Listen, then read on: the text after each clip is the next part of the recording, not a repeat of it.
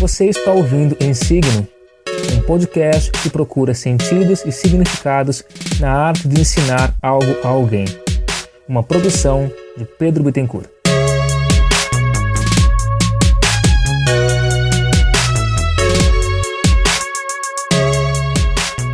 Olá, colega, eu sou Pedro Bittencourt e no 8º episódio de Em Signo darei 7 motivos para você se tornar professor ou professora.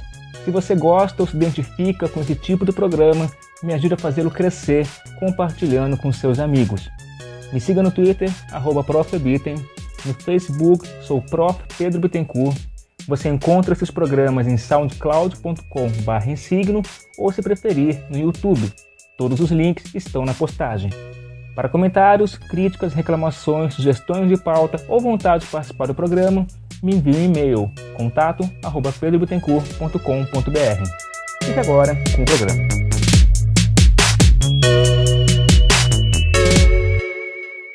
No episódio de hoje, eu resolvi compartilhar alguns motivos para você se tornar um professor também.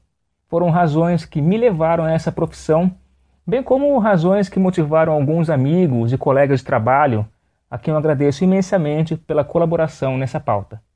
Mesmo sendo um pouco óbvio, eu acho legal deixar bem claro que essa lista é totalmente pessoal, uma visão minha, com base nas coisas que eu vejo, vivo, sinto, baseada em opiniões de outras pessoas que eu levo em consideração para mim. E é também um momento, uma foto, um instante. Eu não lembro se era assim que minha cabeça pensava há uns 10 anos atrás, e acho que não será assim também daqui a 10 anos.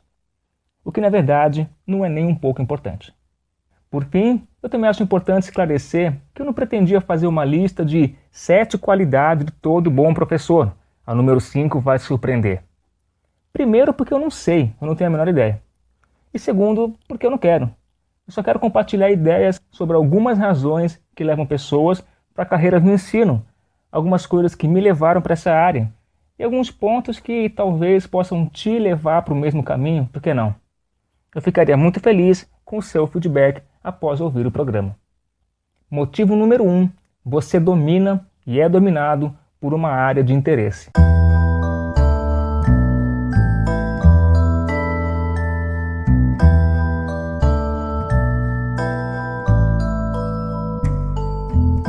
Por que você se tornou professor ou professora? A maioria dos meus colegas de profissão, sejam atuais ou antigos, costuma responder à pergunta dizendo que se apaixonaram pela matéria na época da escola ou alguma coisa do tipo.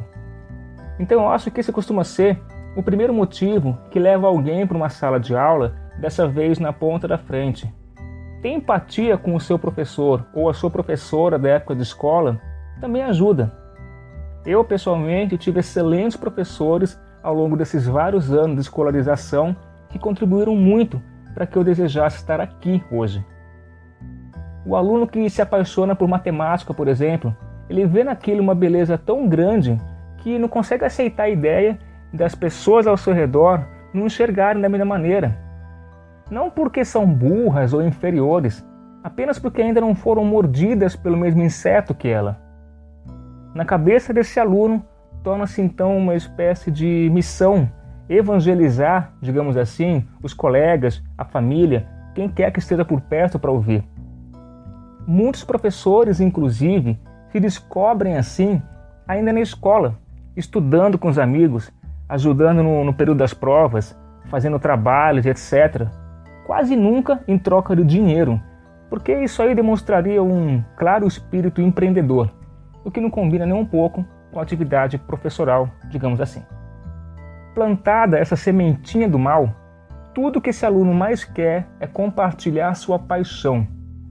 Assim, busca seguir os passos parecidos daquele que despertou esse interesse, ou, caso não tenha passado por essa oportunidade, não tenha tido essa experiência, ele busca se tornar o professor que gostaria de ter na época da juventude. Assim, não basta possuir interesse numa área específica. Gostar de coisas, todo mundo gosta, ou quase todo mundo, sei lá. O importante é que, no fundo, você sabe que é bom naquilo, que tem alguma coisa, que tem algo a ensinar para alguém, que pescou uma maneira diferente de contar aquela história que pouca gente entendeu. Você entende lá no fundo que não é apenas alguém conhecedor do assunto. Você percebeu que tem talento para expressar ideias e fazer as pessoas pensarem a respeito delas. O que me leva para o próximo ponto. Motivo número 2, você gosta de se comunicar.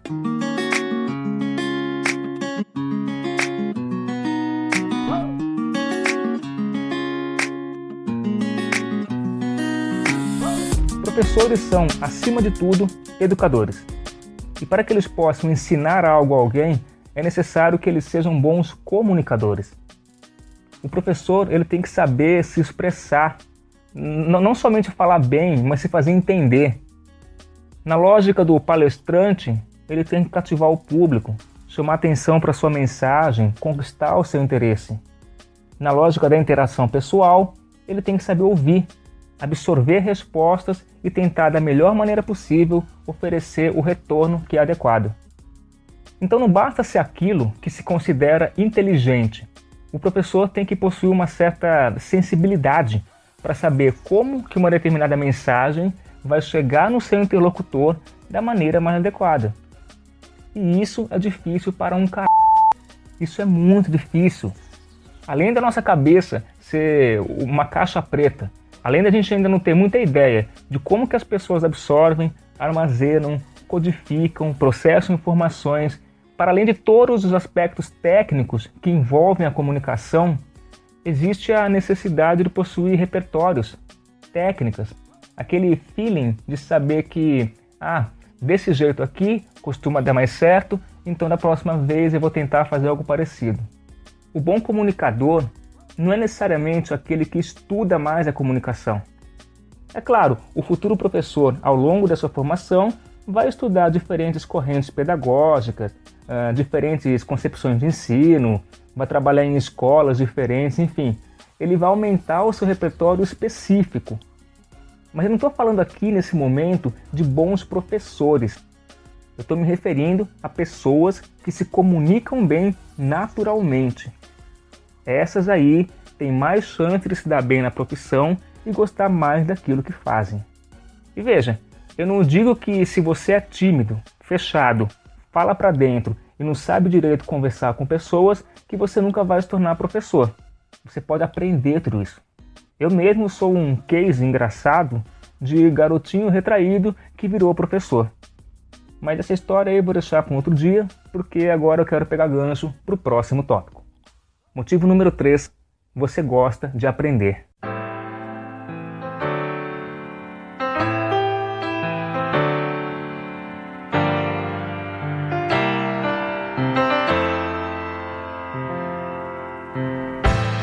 Para que você acredite no poder da educação, você também tem que ser uma pessoa que gosta de aprender coisas, o que faz muito sentido por muitos motivos. Para dominar uma área de interesse, você vai ter que estudar, e estudar muito, porque uma coisa é saber sobre a crise do feudalismo na Baixa Idade Média ou sobre a organização do sistema nervoso periférico do corpo humano. Outra, bem diferente, é ensinar esses temas. A gente tem que conhecer a fundo todas as ideias envolvidas, como que as coisas se relacionam, como que esses conhecimentos surgiram e foram evoluindo com o tempo. Mesmo que o professor em sala de aula não trate desses assuntos dessa maneira, ele tem que conhecer aquilo, e quanto mais, melhor. E é claro, se você é um professor querendo de verdade que os seus alunos aprendam coisas, você também tem que ser alguém minimamente coerente que também gosta de aprender coisas. Não somente durante a faculdade, a pós-graduação, o que quer que você tenha feito na sua carreira. Não é um momento limitado e fechado em que a gente aprende tudo aquilo que tinha para aprender. Primeiro porque, não dá. O conhecimento é infinito e a nossa capacidade é limitada. Mas principalmente porque o que eu estou chamando de aprender não está restrito àquela área em que eu ensino. Eu falei agora há pouco de saber se expressar, de ser um bom comunicador. Nem todo mundo nasce assim. Eu precisei aprender isso. E eu ainda estou longe de me considerar uma pessoa que fala bem.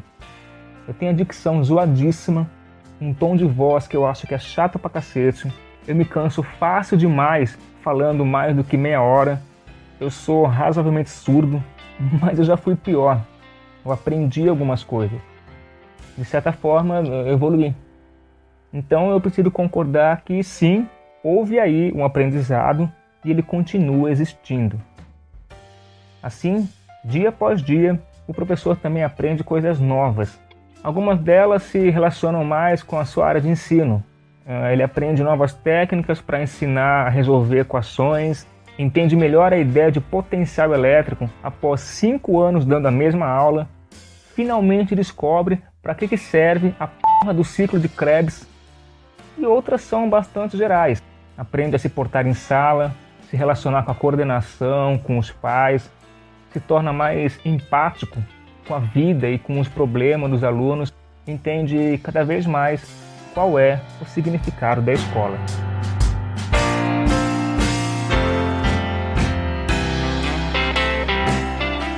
Motivo número 4. Você acredita que a educação transforma vidas.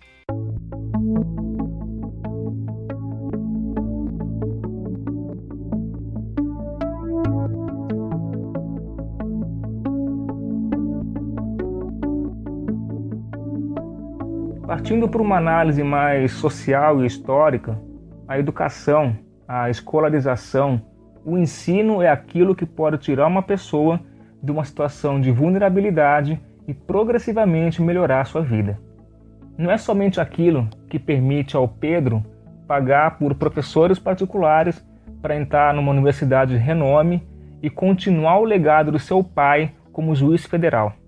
É aquilo que permite ao Pedro escapar de adversidades e escolher entre se formar como advogado numa faculdade local para lutar a favor dos direitos da sua comunidade ou se tornar uma peça de diversas atividades criminosas que, de certa forma, também estão lutando por certo direito da sua comunidade. A chave é que a educação pode indicar outras escolhas. Ela pode ser mais uma oportunidade. Eu sei que todo mundo cita Paulo Freire quando fala sobre a prática pedagógica no contexto sócio-histórico. Mas fazer o que, né, se o cara era bom? Pois bem, no livro Pedagogia da Autonomia, Freire diz que mulheres e homens somos os únicos seres que, social e historicamente, nos tornamos capazes de apreender. Por isso, somos os únicos em que aprender é uma aventura criadora, algo por isso mesmo muito mais rico que repetir a lição dada. Aprender para nós é construir, reconstruir, constatar para mudar, o que não se faz sem abertura ao risco e a aventura do espírito. Em favor de que estudo? Em favor de quem? Contra o que estudo? Contra quem estudo?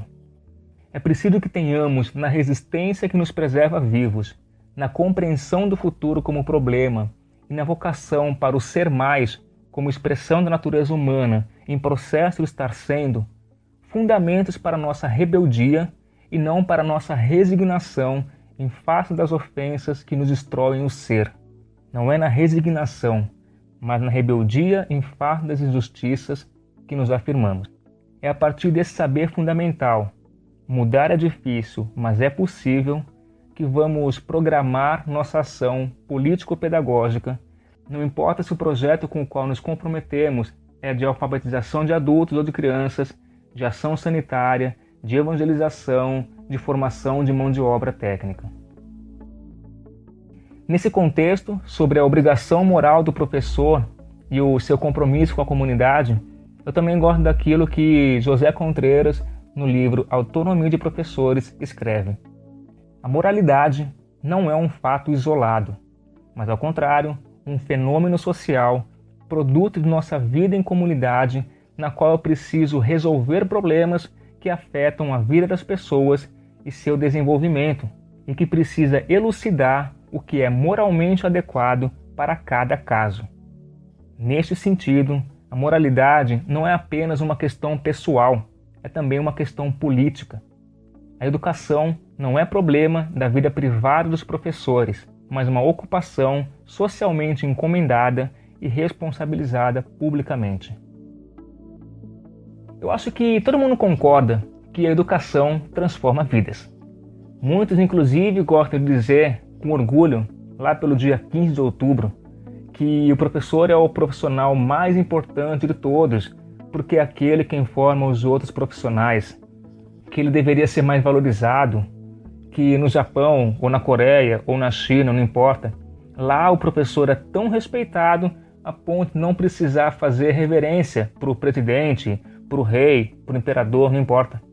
Muita gente bate na tecla dos 10% do PIB para a educação sem nem ao menos pensar no porquê disso, por que esse valor, o que isso causaria, como se salário maior se traduzisse imediatamente num futuro melhor.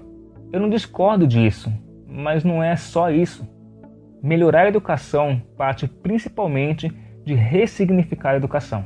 Não entender a escola como um repositório de conteúdo. Acreditar que a educação transforma vidas implica em entender como que essa transformação ocorre. Eu não acredito que a escola tem um objetivo único e universal, porque assim como comunidade de pessoas são diferentes entre si, as escolas dessas comunidades também vão ser. Mudar o significado da escola, pelo menos da maneira como eu entendo, parte muito mais de observar os impactos que ela causa nos estudantes e menos das expectativas que a gente faz sobre ela.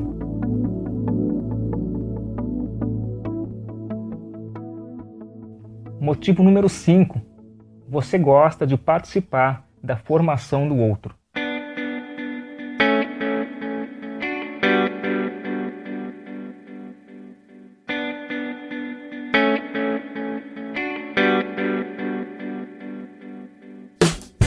Então, se você crê no poder transformador da educação, você é uma pessoa que gosta de participar da formação de outras pessoas.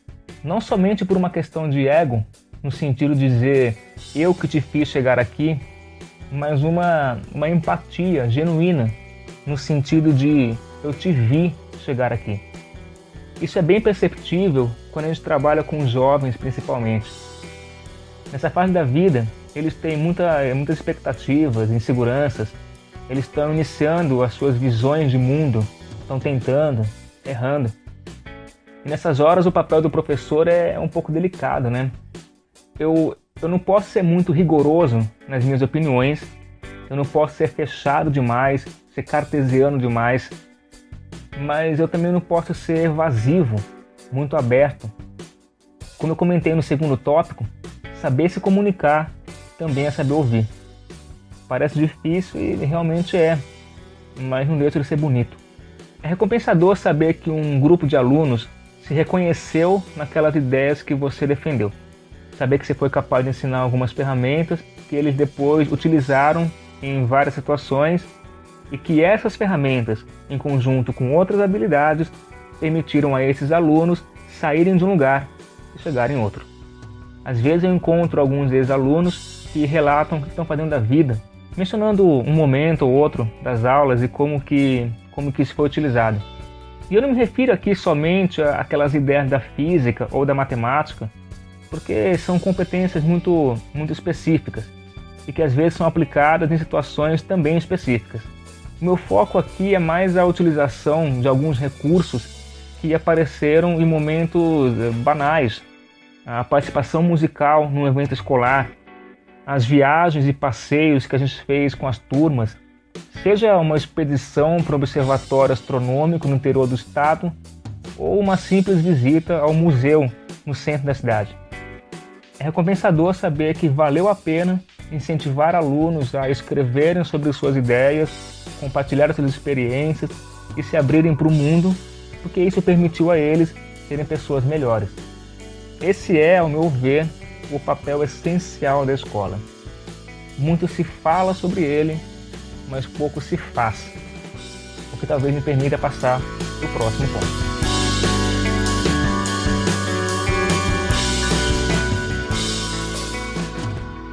Motivo número 6, você tem uma mensagem para compartilhar.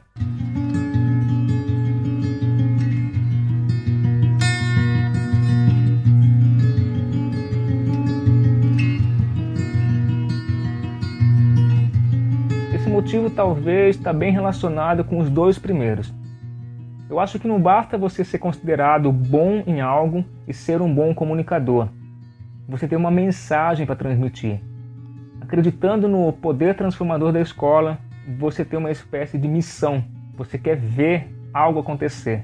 Não se sabe quando ou de que jeito, mas algum dia alguma coisa vai acontecer e a gente quer estar ali para ver. Eu, como professor, acredito muito nisso. Me formei como professor de física e essa é a área onde eu atuo. Eu dou as minhas aulas de física, matemática, geometria, etc. Mas será que essa é a minha mensagem? Eu acho que não. Minha mensagem pode ser observada nos meus atos. É claro, eu pretendo mostrar para os alunos conceitos e construções da ciência, da matemática e tudo mais. Eu quero que eles percebam o potencial desse conhecimento específico. Eu quero que eles sejam capazes de observar coisas, fazer relações, traçar paralelos, construir significados. Eu quero que as ferramentas envolvidas em aula tornem eles pessoas mais capazes de serem cada vez mais capazes. De preferência, de serem pessoas melhores. Mas eu também quero que eles vejam a minha posição ideológica, como eu acredito na escola, como eu creio na comunicação, na socialização, no desenvolvimento do aluno.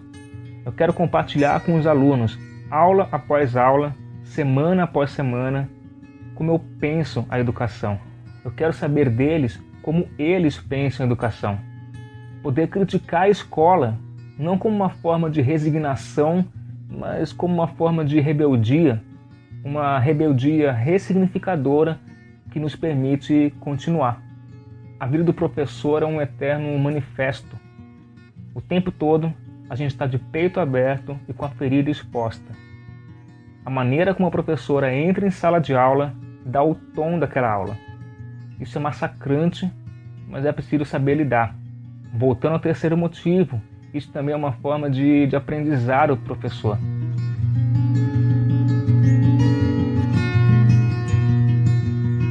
Motivo número 7. Você quer ser professor.